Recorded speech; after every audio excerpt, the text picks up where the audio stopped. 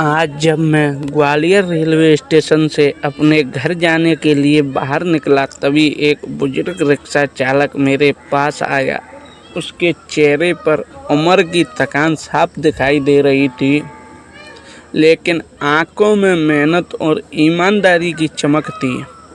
उन्होंने मुस्कुराकर कहा, बेटा, कहाँ चलना है? अगर ठीक लगे तो मेरे रिक्शे में बैठ जाओ। मैं उनके रिक्शे में बैठ गया। पूरे रास्ते में अपने परिवार, बच्चों की पढ़ाई और रोज की मेहनत की बातें करते रहे। उनकी बातें सुनकर लगा कि गरीबी ने उनके शरीर को थका दिया था, लेकिन उनके ईमानदार चरित्र को कभी नहीं चुका पाई। कुछ ही देर में मैं अपने घर पहुंचा। मैंने किराया दिया और जल्दी घर के अंदर चला गया। करीब 10 मिनट बाद दरवाजे की घंटी बजी। मैंने दरवाज़ा खोला तो सामने वही रिक्शा चालक खड़े थे। उनके हाथ मेरे चमड़े का बटुआ था। उन्होंने मुस्कुराकर कहा, बेटा, शायद यह तुम्हारे रिक्शे में गिर गया था।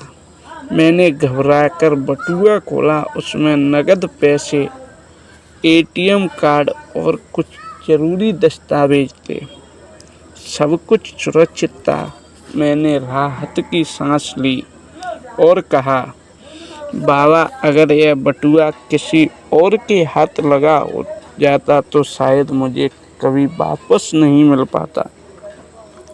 वे मुस्कुराकर बोले, बेटा, मेहनत की कमाई में जो सुकून मिलता है वह किसी अमानत रखने से नहीं मिलता।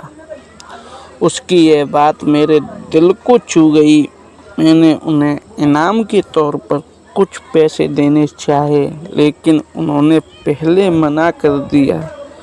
उन्होंने कहा, मैंने कोई बड़ा काम नहीं किया, मैंने सिर्फ वही लौटाया है जो तुम्हारा था।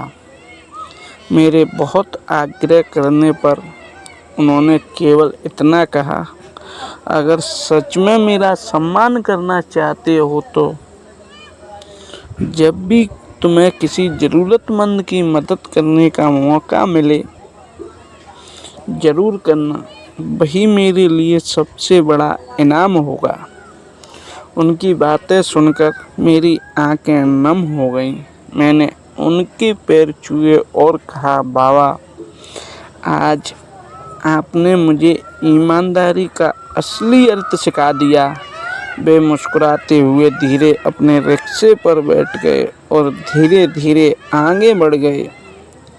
मैं देर तक उन्हें जाता हुआ देखता रहा। उस दिन मुझे समझ आया कि इंसान की पहचान उसके घर या उसके धन से नहीं होती।